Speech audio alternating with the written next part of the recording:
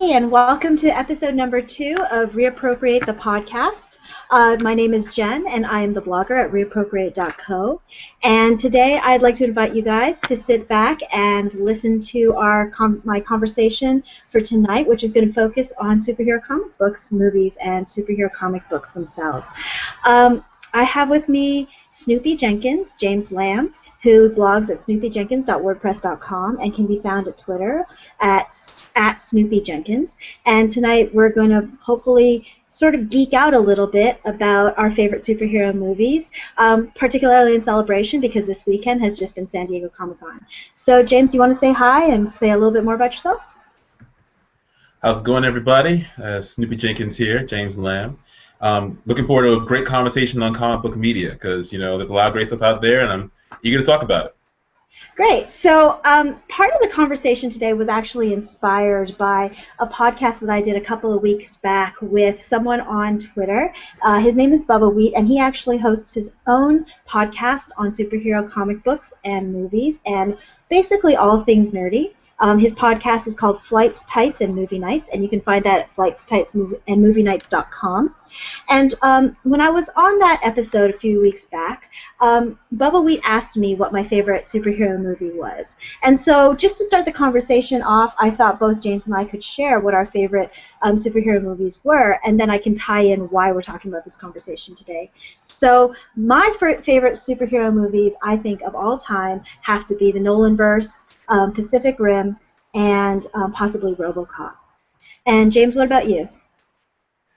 Wow, of all time. Well, most certainly RoboCop, but RoboCop from the early 80s and today, both of them. I mean, the RoboCop films have definitely shaped the person that I am today, which if that doesn't frighten you, well, it should. But no, seriously, they're great examples of taking sci-fi and saying we're going to push boundaries, and so those have to definitely come into play. Also, Nolanverse for me, The Dark Knight, but more importantly, The Dark Knight Rises has also been a real influence, and we'd be remiss if we didn't get a chance to mention the Matrix films. Certainly that entire trilogy, but more importantly, the second and third films.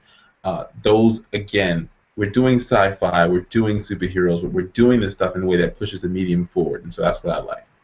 So, see, I find that very interesting because the reason I thought about doing the podcast topic for today, which is I've sort of called it the Thinking Man Superhero Movies topic, was because when I was on Bubba Wheat's podcast, and I mentioned I liked the 2014 RoboCop, I was actually reminded that that's actually a very unpopular movie amongst the fandom, that most people actually didn't seem to very much like the 2014 RoboCop. And then when I thought back about other superhero movies that I really liked, I find that they're very divisive in the fandom. So, for example, the Nolanverse. I think that the Nolanverse is possibly the most perfect superhero movie trilogy that has ever been made, and it hasn't been topped yet. And my favorite ones are Dark Knight and Dark Knight Rises for different reasons. I think that they both do very different things, and I like them for the things that they're trying to do. But again, Nolanverse is another one of those set of films that are pretty divisive.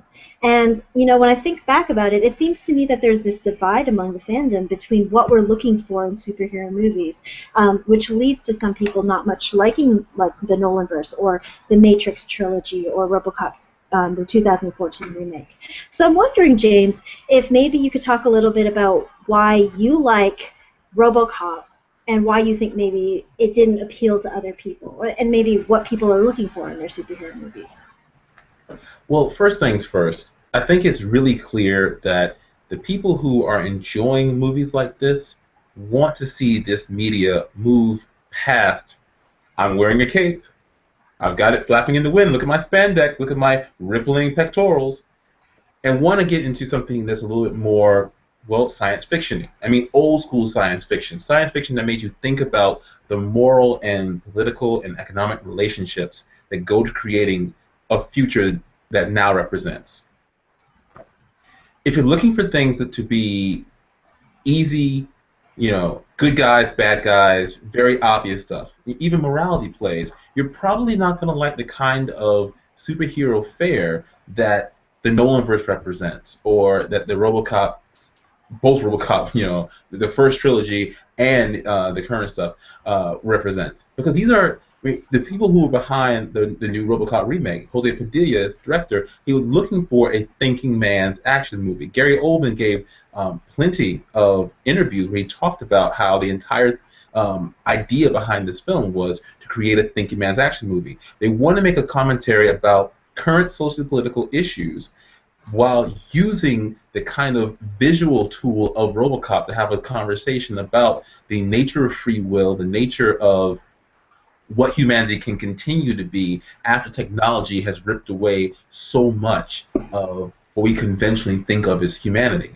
And those are interesting philosophical questions, interesting political questions. They're not necessarily the kind of thing that the Marvel Entertainment wants to provide.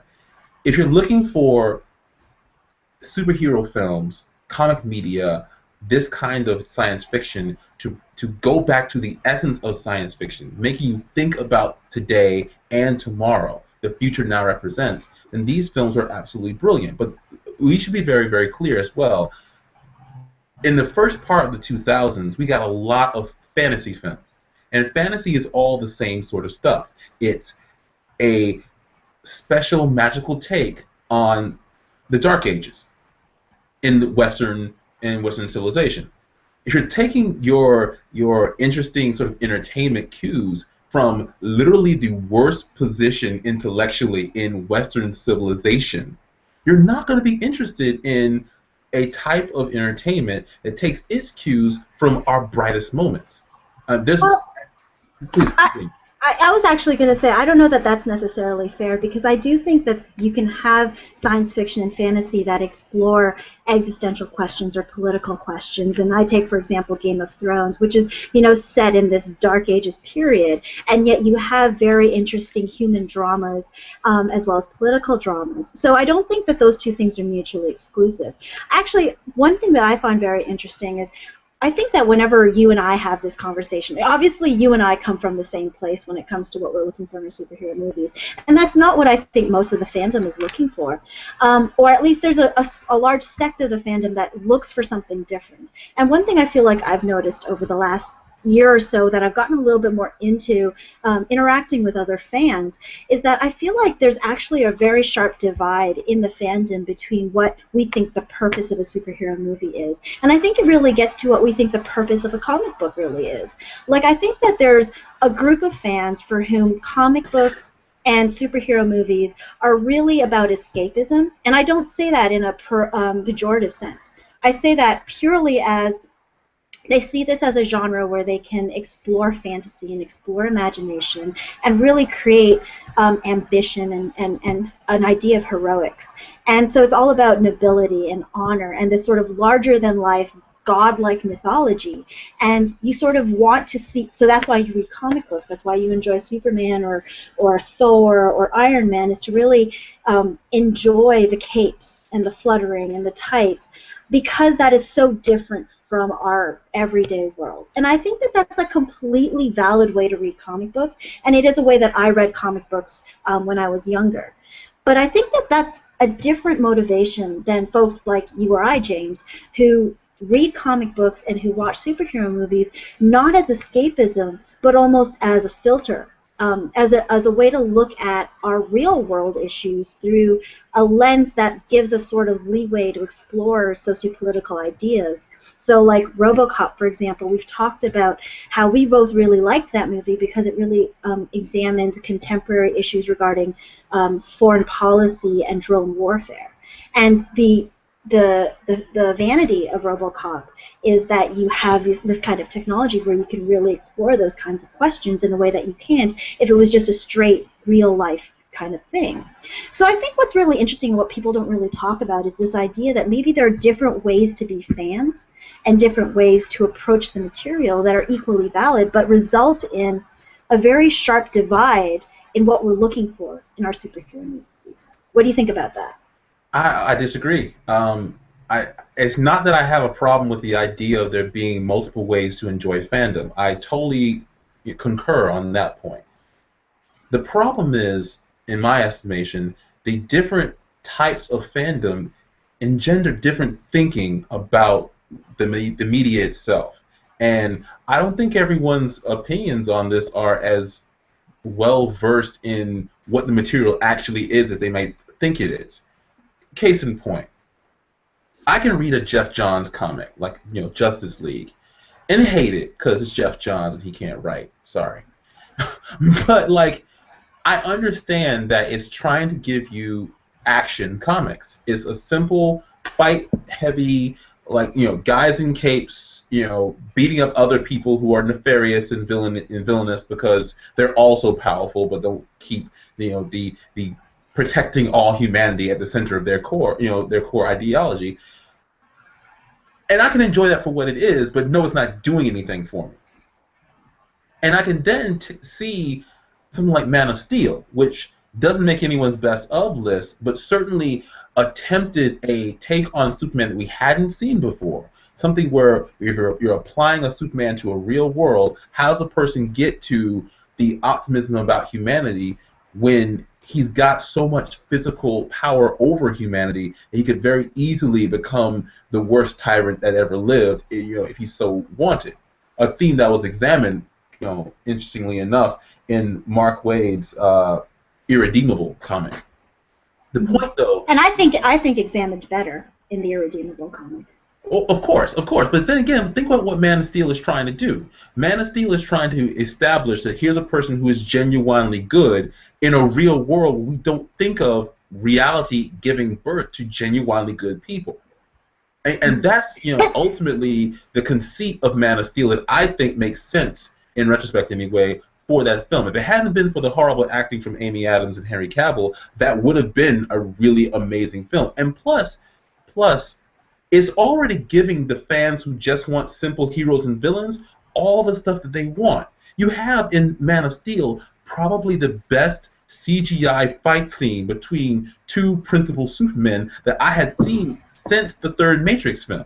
I mean, what they were able to do in kind of chalky, not well-rendered CGI for the Matrix Revolutions between Agent Smith and Neo, they were able to do in a brilliantly violent sequence in the last 30 minutes or so of Man of Steel that genuinely raised emotions of fear and loathing. I mean, you felt like what it must have been like on, in the middle of a terrorist attack anywhere in the world, where things are blowing up around you, you're an individual citizen, and you have literally no control over the next step you take, whether or not you will live or die. That's the kind of horror you want to see from superhuman beings fighting one another on screen.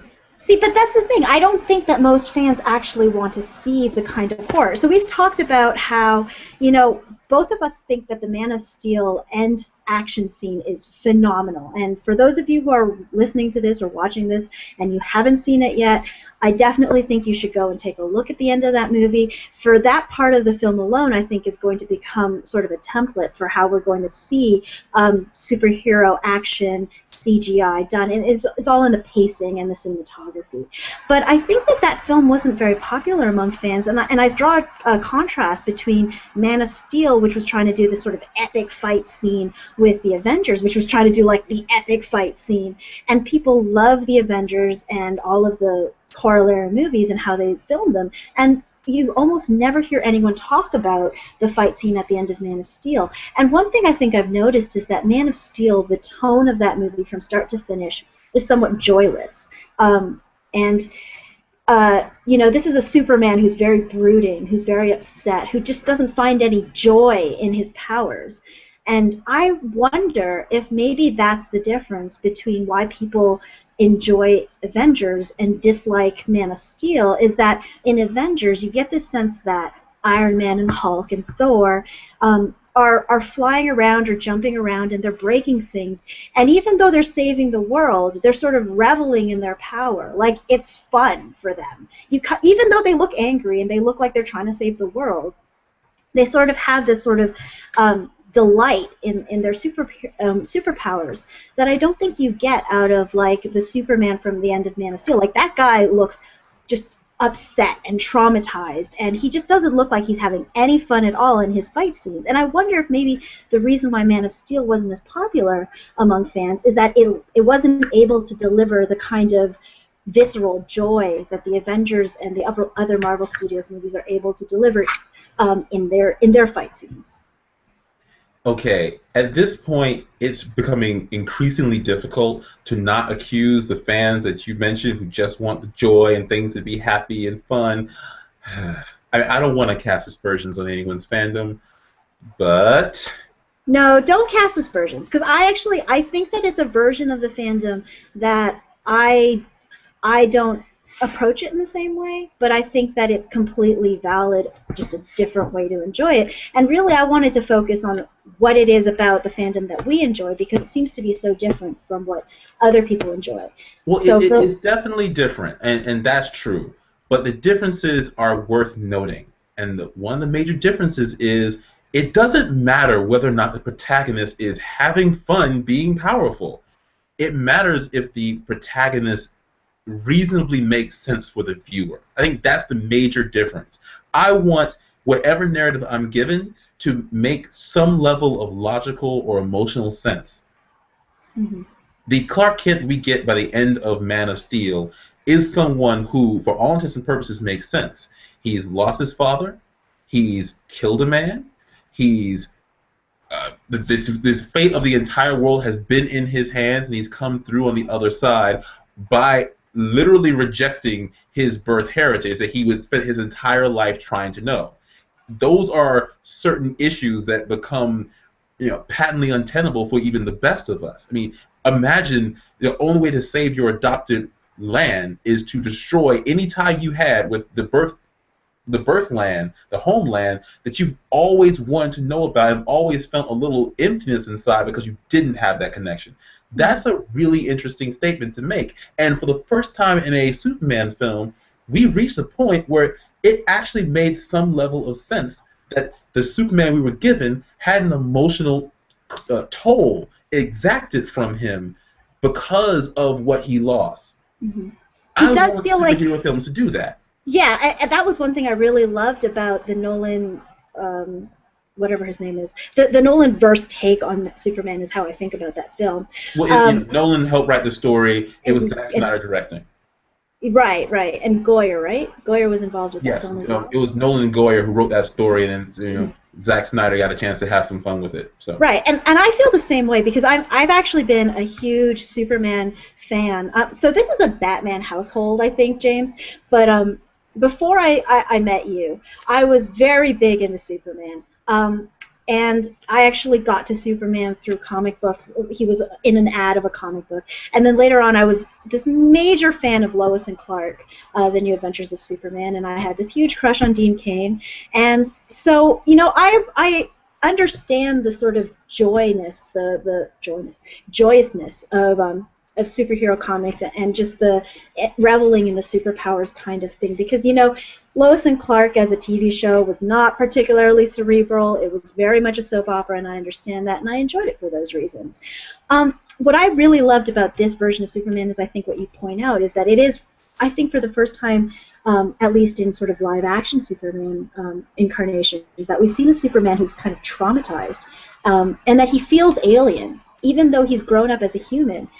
They really focus on this idea of him being this transplanetary migrant who has no identity. He's literally an empty shell until the very last scene of the film where Lois Lane says, "Welcome to the planet." And that's that point where he finally finds a home. And I thought it was very interesting. And what I really love about what Nolan and Goyer are able to do with these DC properties is they find what I think is a unique kernel of humanity in these people who otherwise would have, we wouldn't understand what they're doing. Like, why would you put tights on and fly around, or why would you put tights on and jump off buildings? It's not something that most people would think are very logical, and yet they take these characters and sort of find this little piece that we can all relate to, and then they base their movies entirely around that. So one thing I wanted to ask you, you and I are both huge fans of the Nolanverse, and I remember when we first started blogging in the nerd community last year, I was actually very surprised to find that the Nolanverse is not popular among some. So I was wondering what you think the themes that Nolan and Goyer are tackling in the Nolanverse that particularly speaks to you as a huge fan of Batman. Well, first off, the Nolanverse Batman, for want of better terminology, the Christian Bale Batman, is based in large measure off of a few titles from the comic canon. So you have Batman Year One, written by Frank Miller. You even have some elements of The Long Halloween, which I thought was kind of cool. That's Jeff Loeb's work. But in general, it's dealing with this sense, especially from Batman Begins, of a Batman in a sort of real world. And these particular titles, Long Halloween, bridging off of the work that Miller did in Year One, are basically Batman as the herald of what became known in the comics as the freak community, which took over crime and punishment from what was earlier the mobsters. So Falcone and his organization are the ones who sort of control Gotham and run Gotham and run the police department through through Commissioner Loeb.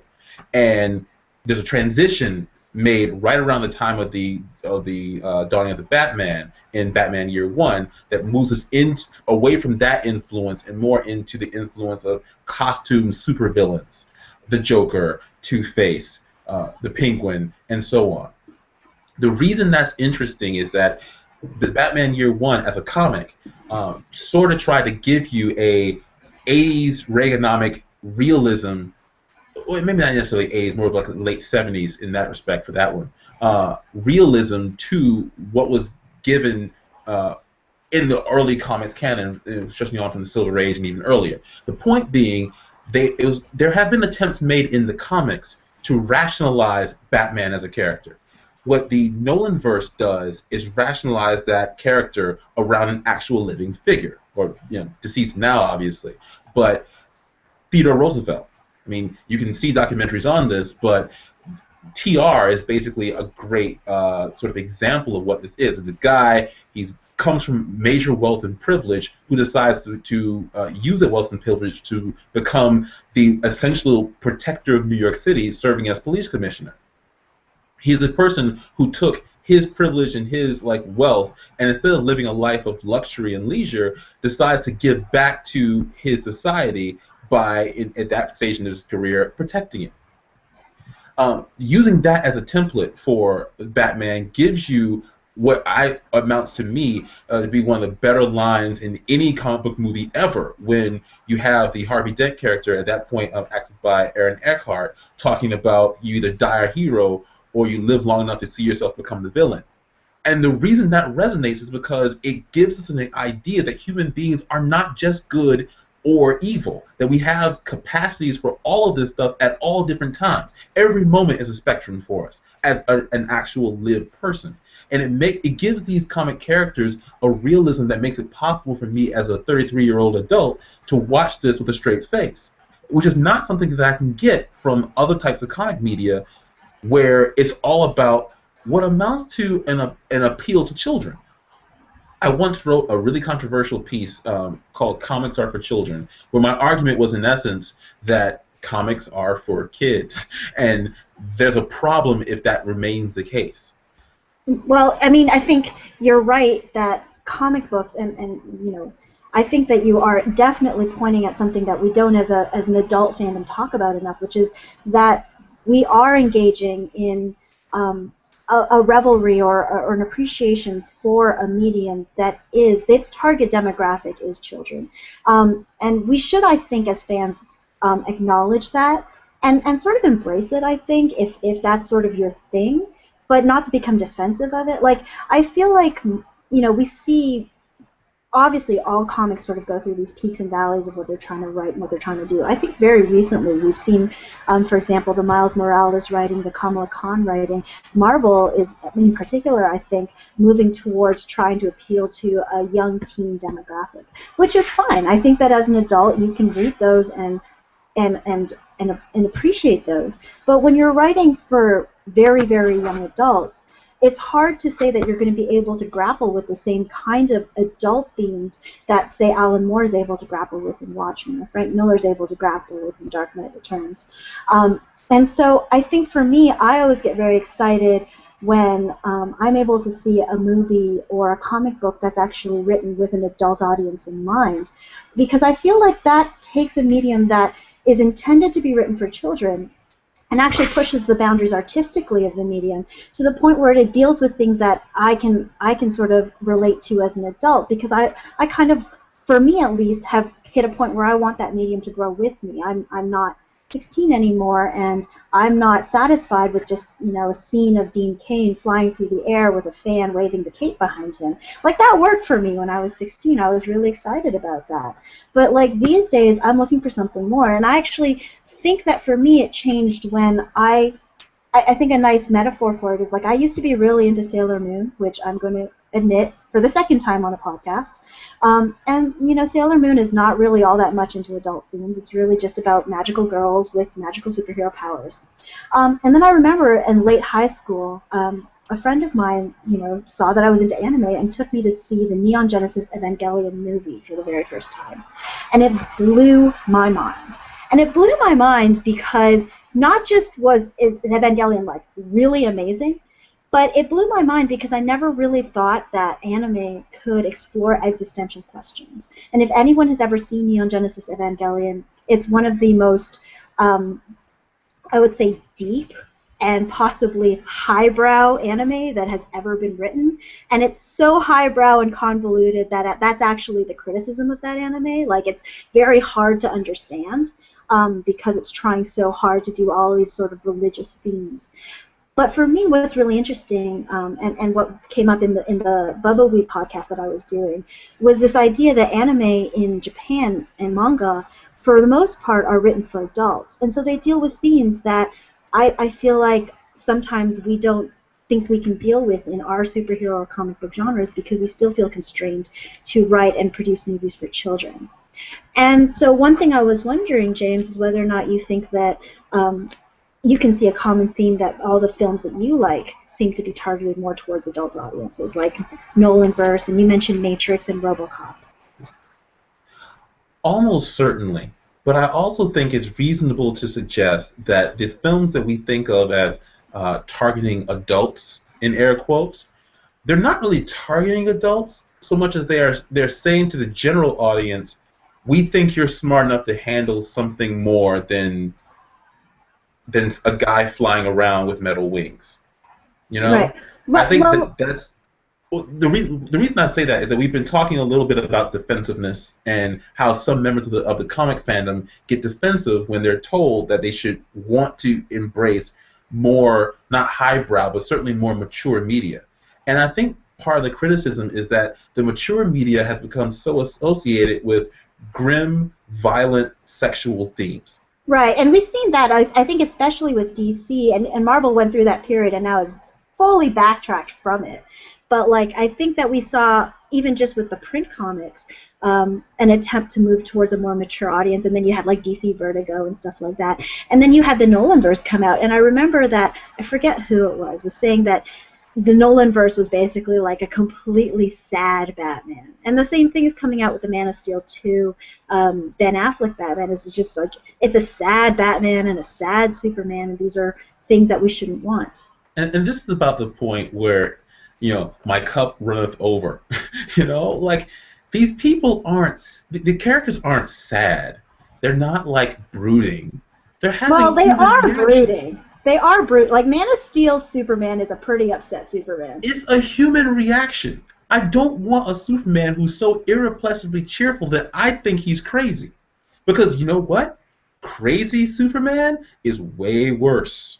And if you don't believe Irredeemable teaches us that. Irredeemable teaches us that we don't want Irredeemable teaches us that? But hell, Kingdom Come. Mark Waid has written a lot of comics. Kingdom Come, Empire, Irredeemable certainly. A lot of his comics are trying to push the boundary on exactly how much can the superhero concept handle if you apply real-world emotional thinking. And I'm not exactly saying that these comics are always brilliant, but what they consistently are able to do is talk about how the concept itself needs to be altered. I mean, I've written pretty extensively on my website about how the superhero concept provides white male power fantasies to general audiences, usually white male adolescent audiences, with a heavy contingent of Asian American males thrown in. And what I think is relevant about that point is if we it's been my contention as well that if we want to see any kind of meaningful racial, sexual orientation diversity, gender diversity, what we're going to need to be able to do is expand the superhero concept to the point that it can handle some of these other people in a meaningful way. And I don't think the superhero concept as currently defined can possibly handle that stress. I think it'll break completely. The reason I think this is important for this conversation, though, is that the defensiveness that we usually see about certain elements of the fandom is almost always associated with people who enjoy their superhero comics as just fun, period. There's a limitation to that. If it's just about being funny books, as Will West from WilliamBruceWest.com has told me. Right, and I actually wanted to cue up a quote from Will West, who blogs at WilliamBruceWest.com, and who speaks a lot about the nerd culture, much more than I do. And he has a quote in one of James's last podcasts, which you should also go check out, where he talks about how for a lot of fans, it's the fun aspect about superhero movies that's really the draw, and not necessarily wanting to have larger sociopolitical themes play out on screen. That it's really, if it's lacking the fun, then it's not really part of the genre anymore. And that's about the point where that side of the argument sort of breaks down completely for me, because it's not as if you're going to have fewer explosions, fewer thrill rides, fewer special effects, fewer anything with any of these films. The RoboCop film from 2014, for example, if you've ever played a first-person shooter in the last 15 years, that is the movie for you. Seriously, RoboCop runs through and the targeting systems are there, and he's just dispatching people with impunity. I'm gonna say I actually like the 2014 RoboCop reboot better than the 80s version, and I think it's. I mean, you know this. I'm a giant visual snob, so I kind of hate everything from the 80s. So that's part of it. But I love how clean it looks. But I also really I love the way that this RoboCop really tackles the existential idea of what makes a person human and what makes a will, like free will, happen in the brain. As a biologist and a scientist, as someone who kind of enjoys these kind of existential philosophical questions, I really thought that the 2014 RoboCop was head and shoulders above the 80s original, and I'm probably going to get a lot of hate for that. But I don't love the 80s original. Okay, you won't get a lot of hate for it. It's your opinion. But in defense of the original greatness, okay? It should be said that the two movies, and this is a very interesting thing about this particular series, outside of other types of comic book movies, the RoboCop original and the remake are two wholly different films. The RoboCop original is about a dystopic Reaganomics future. It's the future now represents if the worst elements of urban blight in the 1980s in urban centers like Detroit went on 20 years. So we had these advances in cybernetics, and we had these advances in biology, or rather in our medical training about biology, but they don't trickle down to everyone. So that whole trickle-down economics thing that never happens, it continues to not happen, so that old Detroit is literally this crime-ridden wasteland where we send in deputized law enforcement officials without the means to carry out their duties, because we've literally outsourced the running of our police departments to private corporations, like Omni Consumer Products in that film. So that entire film and the grittiness of the makeup is almost all about that exact same point. When you see Peter Weller's character, Alex Murphy, in that last human scene, it is gory and intense and bloody, and the reason it's so gory is not just because it's Paul Verhoeven directing. It's mostly because you're seeing the loss of humanity. The humanity is literally being ripped away as chunks of flesh leave the person's bodily frame, skeletal frame. Actually, I just want to jump in real quick and say I actually do like the two makeup choices in those two films. Like, I feel like you're right on the money there with the first 80s RoboCop being about trying to find humanity plastered over this growing blight. And I feel like with the 80s RoboCop, when he takes off the helmet and you see that skin stretched over his what's supposed to be a skeleton of metal underneath. And you get this feeling that it's superficial, like you're pretending that he's actually human, but he's not because he's totally machine underneath. And then I think if you switch to the 2014, they made a completely different choice, where he's very human looking underneath, and then you have the helmet come down and all of the skeleton come around him, the armor come around him. So it's almost like he's being buried. The humanity is being buried by the technology, and that's so much more consistent with the drone idea. I certainly think a lot of that is true. The meaningful visual differences for me in watching the original versus the 2014 version is that with the original Alex Murphy, with Peter Weller's Alex Murphy, here's a guy who is essentially, as they say in RoboCop 2, a couple of chunks on a car on this table, not even a corpse. Mm-hmm. And the reason that's true is that the technology hasn't taken over the body. There's nothing left of the body. He's a dead man walking. So whatever humanity he's going to create is something that he has to not just remember, but reinterpret for his current situation. It's a life after death, to quote the Biggie album. In comparison to the 2014 RoboCop, where the loss of Alex Murphy and the entire point of this part of the film is how are we going to apply our need for control around the world to domestic human circles.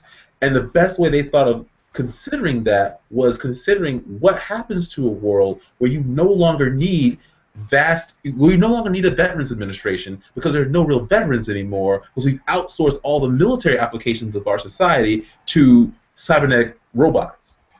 Mm-hmm. So robots and androids are the ones handling all that. We program them, we send them overseas, drones, and then they handle all the dirty work while we sit back in America and not have to care about it. Well, if you apply that sort of stuff domestically, you're then people see the film that the people couldn't handle it because we know what we do to other countries. So we don't want to do that here. We humanize the robot by putting in someone who is essentially as is pretty easily thrown in the film, a veteran. The visual look though, the visual look of the 2014 Alex Murphy has nothing to do with veterans losing limbs or even drones. It's all really out of the 1960s. It's the Apollo program.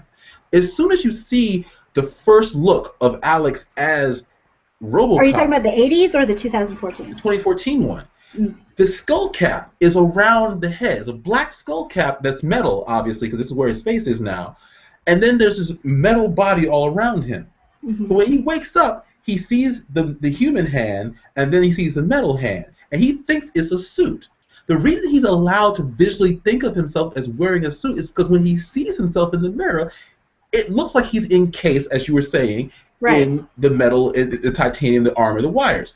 But the reason that that's an interesting look is that he looks like someone who's reaching toward a future. And the image we get from that is directly from the images of Armstrong and Aldrin and Michael Collins when they would put on these heavy, bulky spacesuits after putting on these little skull caps and other clothes under it. So they were looking like they were much larger than they actually were with these skull caps that encased their faces. And that's the exact same look. Look it up.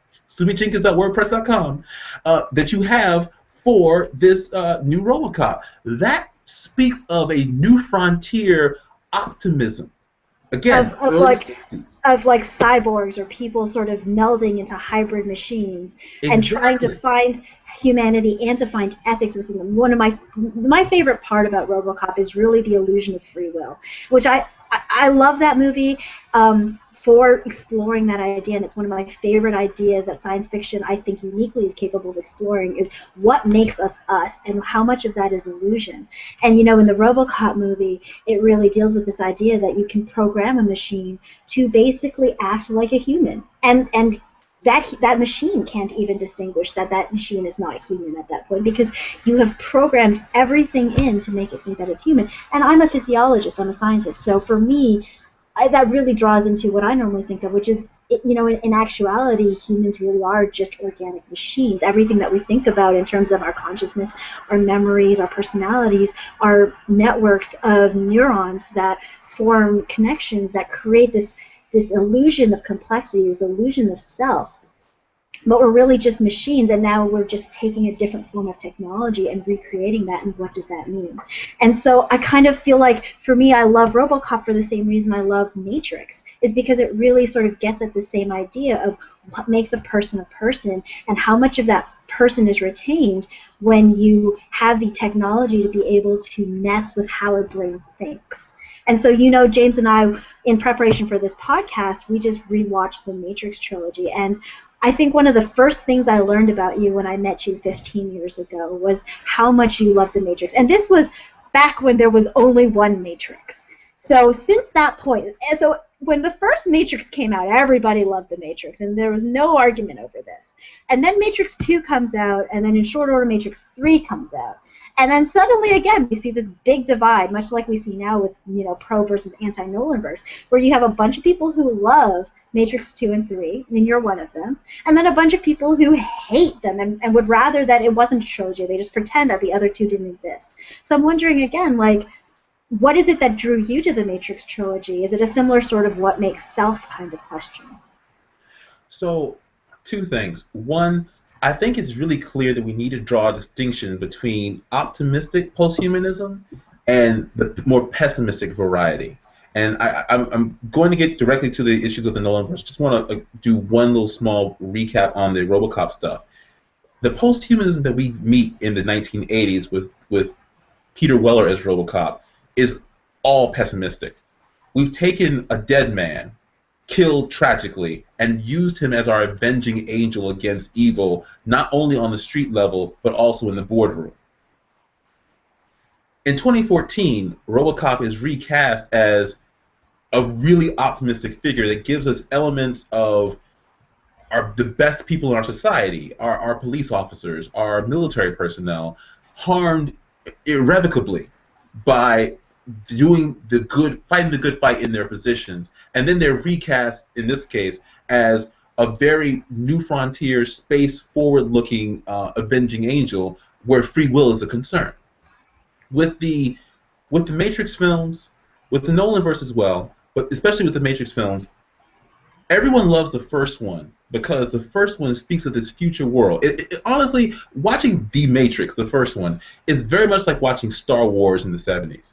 Like, the sci-fi is so forward-looking, and the idea is so forward-looking that you're kind of, most people, completely enraptured by what this whole thing is. And Bullet Time was just so cool.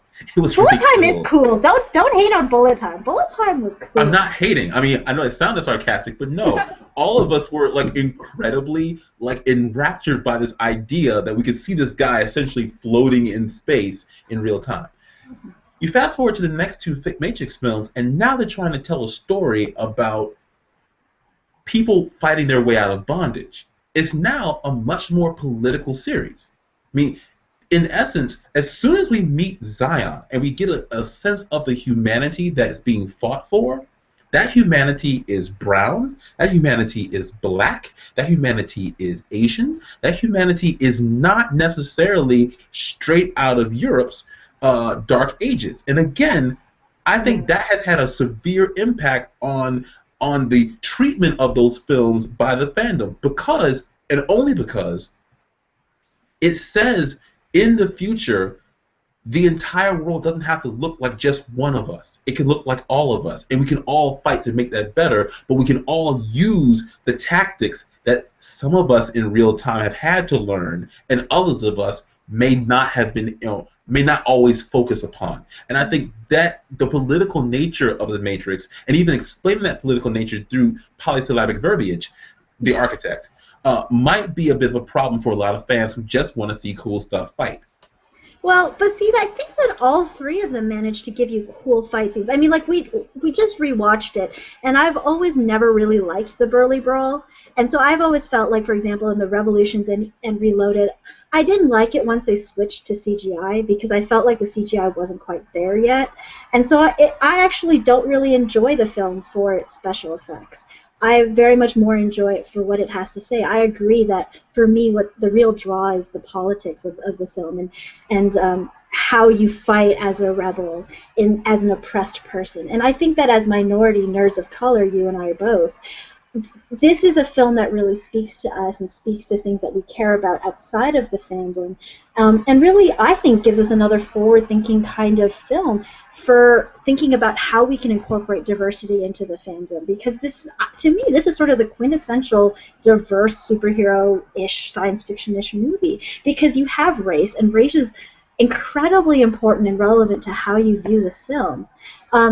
But it's not, all-encompassing. That's all this film is really about. Nor is it just superficial aesthetic minorityness either. I think that, whether you cast Keanu Reeves or you cast Will Smith, you are casting a person of color who is a messiah for a future humanity that is predominantly minority, dealing with their oppression at the hands of machines for whom the major face is, the man. He's like this British white guy with sunglasses, and he looks like the Secret Service. He looks like the man with the capital letters. I think that last point, certainly the architect embodies this sort of reserved, comfortable, British Empire kind of look, intentionally. Yeah. But the Oracle is a machine who has adopted what we would consider a black woman's face. Twice. Well, she didn't really have a choice on that as a character. No, I'm just saying that the Matrix films are giving you machines who themselves embody people of color. In the third Matrix film, when you meet Sati and her parents in the train station, Mobile Lab, you're meeting people who we would, probably classify, or at the very least, certain Republican Congress people might classify as Indian. These. But they're not from the Indian government. They're not from the Indian government. That's still funny. But on topic, the difficulty for me is, if we can imagine science fiction where machines can see themselves, give a mental projection of a digital self that we would identify as non-European, we shouldn't have a problem seeing that pretty much anywhere. But I think the Matrix movies have told filmmakers, after the fact, that the more you're willing to put in people of color in your films, the more major elements of the fandom are going to disagree with that choice. I don't think anyone disagreed with that choice in Matrix, because I feel like you had this idea that, future rebel humanity really should be minority and multicultural, and I don't think anyone really had a problem with Sati or Saraf. You can say that, but the Matrix 2 and 3 are disliked more than the first one. Explain. I'm just saying, the fans who love the first Matrix but dislike the second and third are operating a few different things, and I think one of them happens to be race. And I certainly think that's true when it comes to what has happened in other films. It's more than just people on Twitter reacting because of characters that they read in a novel who they assumed to be white wasn't. I'm not saying that it's literally that cut and dry. I'm saying that the Matrix films, especially the last two, imagine a humanity that's more complicated than here are the good guys and here are the bad guys. And even in the first one, the entire story of Cypher is a story of someone who understands what the real world is and just is tired of dealing with it. I mean, in my opinion, Cypher in the first Matrix is the quintessential fanboy. He just wants the escapism. He knows it's not a steak he's eating, but he thinks ignorance is bliss.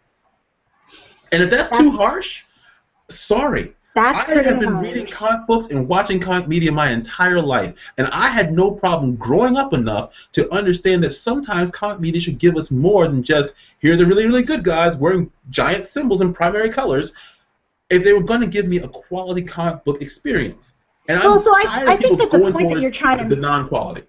Well, so I think the point that you're trying to make, and one that I sort of have come to too, is that we have to recognize that there are many different ways to be fans. And I think that what we're really striving for is sort of the perfect superhero movie that's able to navigate the diversity with which people are fans. I think that your fandom is much more, I want the superhero comics to grow with me, and I'm very much in that mold too. But we both still enjoy explosions, like when RoboCop is bouncing around on those chicken things, and like, what are they called, baby? The ED-209. The ED-209s. Right. He's bouncing around on those things, and he knocks them over. They're walking tanks, and you call them chicken things. Oh, my God. The chicken things. Obviously, I wasn't a big RoboCop fan for the 80s. But anyways, so the big chicken things, he's, like, knocking them down, and that's really exciting. Like, I get a thrill when I watch Nolanverse Batman, especially Dark Knight Rises. I think that the choreography is really great. I think it's very epic, that film.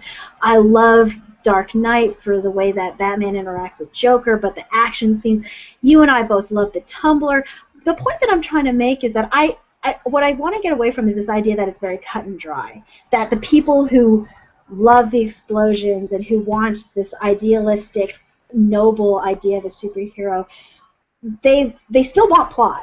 And I think that the people who want plot and who want this sort of grittier superhero version aren't completely killjoys and joyless that we don't want explosions. But what I think we're really looking for is the film that's able to navigate both. And I think we've seen a lot of failures. I think we've seen a lot of films that try to do it completely one way. And I would argue Nolanverse does both, but obviously it didn't appeal to everybody, so maybe it didn't do that.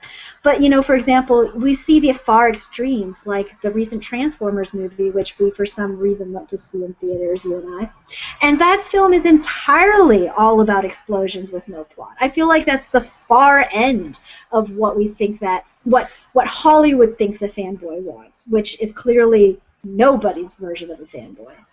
Well, okay, so we went to see the latest Transformers movies for the reason we went to see all the other Transformers movies. Because one of the other things you learned about me when you first met me, those, a few years back, was that I was a really big fan of the Transformers.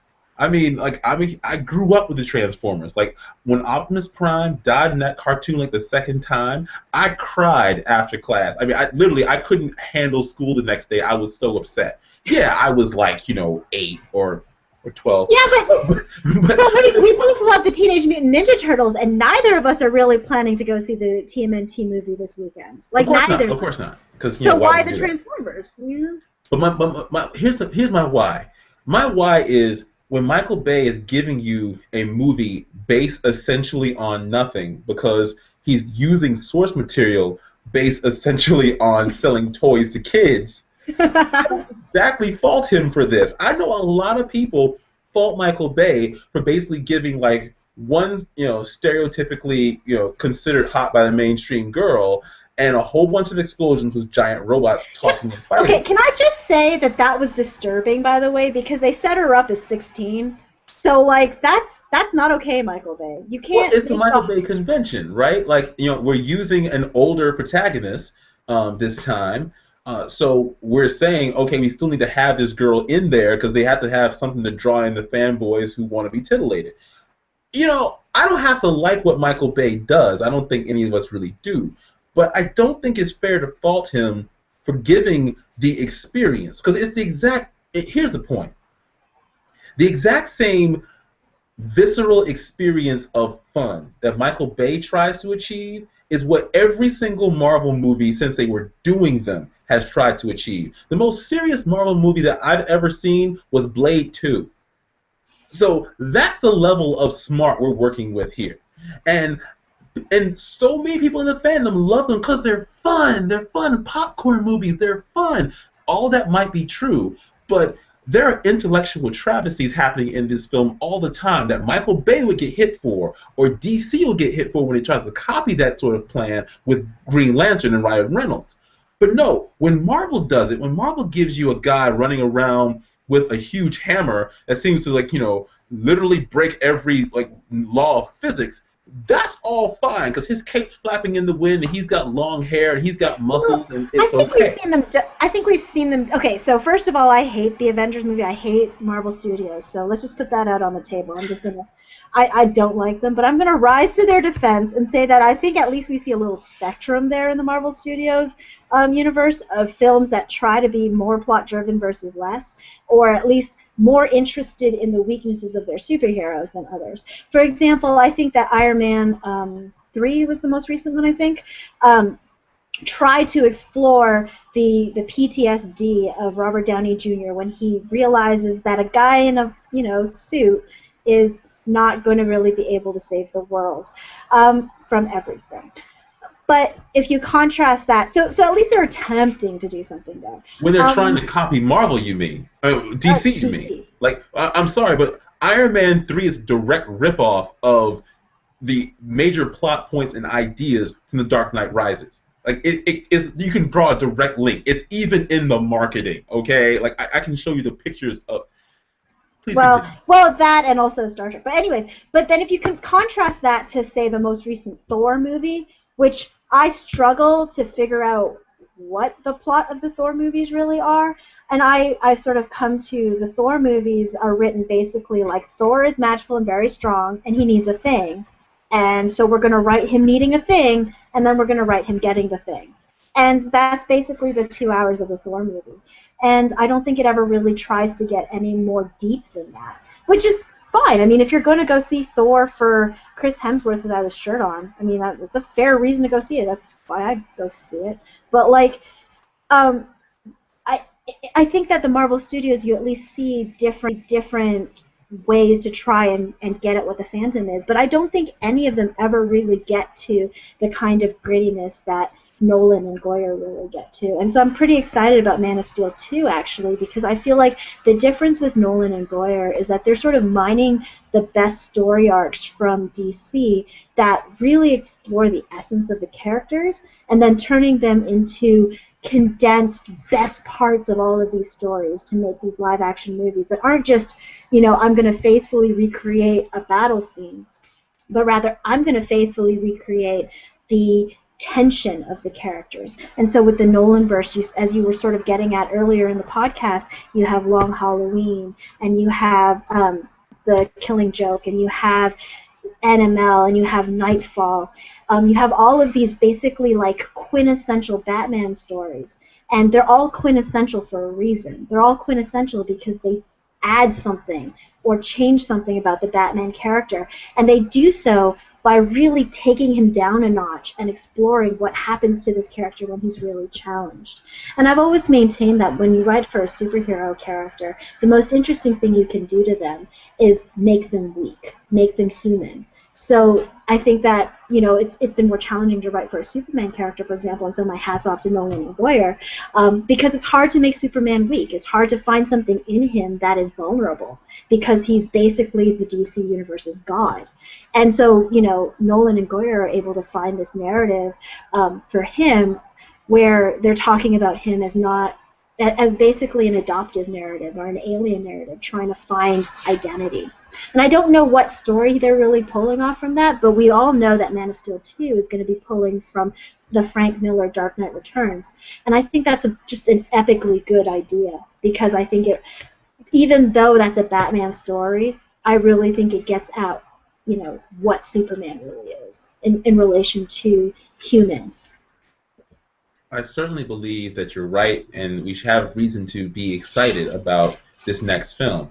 What I also think is true is that the word gritty is, I think, used pejoratively by fans who don't necessarily agree with either one of us on these issues to describe the sort of anti-hero 80s and all the stories that came out of the anti-hero 80s, stuff like Dark Knight Returns, Batman Year One, Watchmen, V for Vendetta even. Blade. Yeah, I mean, all these kind of things that we actually like about what has been done with superheroes, a lot of it comes out of the 80s, where lesser lights in, again, the comic book writing industry took those ideas and gave you essentially like psychopaths. Like, I think one of the most fantastic, or rather fantastically amoral films, comic book films ever made was the Punisher sequel. Not the one with Thomas Jane, but the one almost no one saw in theaters, Punisher Warzone. We saw it. We saw that because I'm a big Punisher fan. We saw Punisher Warzone with Ray Stevenson, and that is easily one of the bloodiest films I have ever seen in a mainstream theater. It is psychotic. No, Rambo, the latest Rambo, actually. The latest Rambo is really there, but this is The latest Rambo, though, happens in Southeast Asia again. It happens away from an American context. This film, Punisher Warzone, happens in any city in America, USA. It's depressing. It's exactly, though, what you would want from a Punisher film. Because Frank Castle is a sociopath. Frank Castle is a serial killer. Frank Castle is one of the most disgusting mainstream comic book characters ever devised. But what's interesting about that character is when you can write stories that examine how you would get from who you are to a Frank Castle. And that's why I think Batman's fascinating. I think Batman is a fascinating character because he's basically a traumatic child. You know, a lot of people talk about him as being sort of this white male privilege, economic privilege character. I actually think he's completely the opposite. I think that he is sort of again, I'm talking about how I really like the idea of what it takes to make sense of self. I like these kinds of stories. And for me, Batman is what happens when you traumatize a child and then never let them heal from the trauma and the grief. And they make these choices that seem logical and rational to them, which wouldn't be logical and rational to those of us who've never experienced that kind of trauma. And that's why I think Batman always speaks to audiences more than many other characters, because he basically is the story of what would happen to us. We can imagine almost ourselves going through that kind of trauma and coming out the other end feeling like we need to put bat ears on and go fight crime because we're so traumatized by what has happened. And that's what I think the magic of the Batman mythos is, that it's relevant to us. But notice what you know, I mean, that's absolutely correct. It's absolutely brilliant. But notice what that says. That means that every time we look at Batman as Batman, not the Bruce Wayne mask, but the Batman, when you see him on screen, you're seeing the full embodiment of trauma. That's what his costume means. Mm-hmm. Translation, fanboys out there listening, it can't possibly be happy. You shouldn't want a happy Batman. If you get a happy Batman, you get Batman 66. You get Adam West. And none of that makes sense in anything close to a world you and I live in. There were movie critics who really wanted us to go back to that Batman. And I think we've seen that Batman. We saw that Batman in Batman Forever and Batman and Robin. And again, this is a podcast where I'm making really bad confessions. And I was a huge fan of Batman Forever and Batman and Robin when I was 14 and 15 years old. I thought that was just the bomb diggity back in the day. But I'm much past that now because I feel like you're right. Batman is a tragic, tragic anti-hero. And a happy Batman makes no sense. There should be no happy, traumatized children who watch their parents get murdered in front of them and decide to put on bat ears. That is a tortured character. Well, but it works by being a tortured character. And I think What's interesting about when they tried to make the Punisher even more psychotic to keep up with Batman, or when you look at something like Punisher Warzone, which I think people should go back and see if they want to, want to wash out their eyes with soap. Again, it's not a good film, but it's the exact visual embodiment of what the Punisher really is, and you're horrified and transfixed. It's like watching 2 hours of car crashes. Blood on the highway. That's what that movie is about. The Batman film, again, those films are done best when Batman is the literal embodiment visually of someone who is tortured and haggard and has gone through trauma. Right. But the character is also a balancing act between the level of just pure trauma that it takes to put bat ears on, but not going so far that he becomes the Joker or Two-Face. All of his rogues gallery, as you have pointed out too in the past, are basically these extreme versions of what trauma and grief can do to a person. And so he fights these characters who are really just symbols of the worst thing that he could become. Like Two-Face is so black and white and binary that he only sees things in good and evil, and Batman is basically a character of gray, and so he fights Two-Face because he fights this binaryism, this oversimplification of the world, where he's unable to have any complex morality anymore, and he fights the Joker because the Joker is the personification of pure insanity and sociopathy, which, Batman in his darkest times would be running around breaking legs and stuff. So Joker, again, the reason why he is Batman's archenemy is because he is the representation of what Batman could become. and has to fight against. You know, so I think that there's all of these really interesting, complex themes in comic books, and that's the thing that draws me to them now as a 30-plus something person, that I don't think that I really appreciated when I was 14 or 15. And I think that for me, my hope for trying to get a Thinking Man superhero movie and Thinking Man superhero comics is really to push the boundaries of the genre, to really explore, questions of humanity through the genre of superheroes and what you can do because you have the certain conceits that you have here. It's okay to put bat ears on, so now suddenly you have all of these different ways you can explore what it means to be a person, be a hero, be human. Just, I know we're winding down, but yeah, we're winding down. Like another last point on this. I think one of the differences that the recent DC movies have become so effective at trying to give you, as the viewer, humanistic takes on comic book characters is because, in some ways, by virtue of being older characters just in the canon, these properties have been around for like some 75, 80 years. Batman's just celebrated their 75th birthday. So, it's been around for a long time, and it's had a lot of chance to adapt. It's not just a guy who's out there who doesn't mind killing everyone, because then he wouldn't be as interesting, which is why the Punisher ultimately isn't as interesting. If he's just traumatized and he's just going to hurt the bad men who made family members go away, then that's one thing. But if he still retains some sense of bearing and human decency about how he goes after saving Gotham and pursuing justice, if it's not just vengeance, then you have someone who's constantly warring with himself in order to keep himself controlled enough to judge himself by the results of his actions. Mm-hmm. That's an interesting premise for a superhero. That's not what you get from Captain America. It's not what you get from Thor. It's not what you get from Black Widow or the Hulk. You don't get it. You don't get any of that. The most interesting character out of the Avengers we've seen on screen is probably the Hulk. And the Hulk has had the worst run with movies because every time they try to do a more serious film, Ang Lee's Hulk, for example, you end up with a bunch of fans rejecting it because they just want to see Hulk smash. And frankly, I'm tired of those fanboys. I'm not going to lie about it. Those guys really upset me because we end up with fewer serious examinations of interesting superhero properties when we could have more. Last thing on this for me, I can't watch Captain America with a straight face. I was a political science major in college.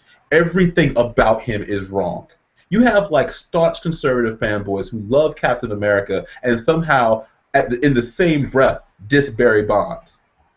They're both steroid freaks, people. Let it go.